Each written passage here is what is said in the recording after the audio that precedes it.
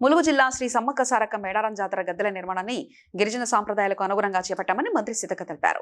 పూజారుల సంఘం నేత సిద్ధమైన జగ్గారావు ఆధ్వర్యంలో పూజారులందరి ఆమోదంతోనే గద్దెలను వరుస క్రమంలో భక్తులకు ఇబ్బంది లేకుండా నిర్వహిస్తున్నామని స్పష్టం చేశారు. గద్దెల నిర్మాణాన్ని collector Divakara TS, SP Sudheer Ramnath కేకులతో కలిసి మంత్రి సీతక్క క్షేత్రస్థాయిలో పరిశీలించారు.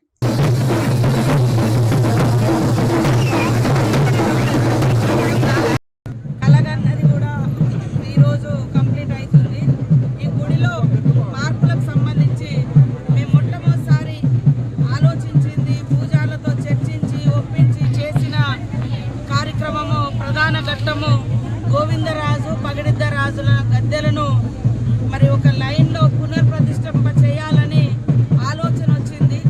ఆ ఆలోచనకు ఈరోజు సంపూర్ణంగా ఈ యొక్క మహాజాతర పునర్నిర్మాణ గుడిలో భాగంగా మొదటి ఘట్టం మొదలైంది, కంప్లీట్ అవుతుంది. సంతోషం.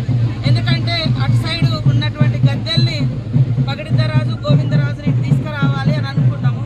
పూజారులను ఒప్పించడం కూడా కొద్దిగా మాకు భయమైంది. వాళ్ళు కూడా ఒక నెల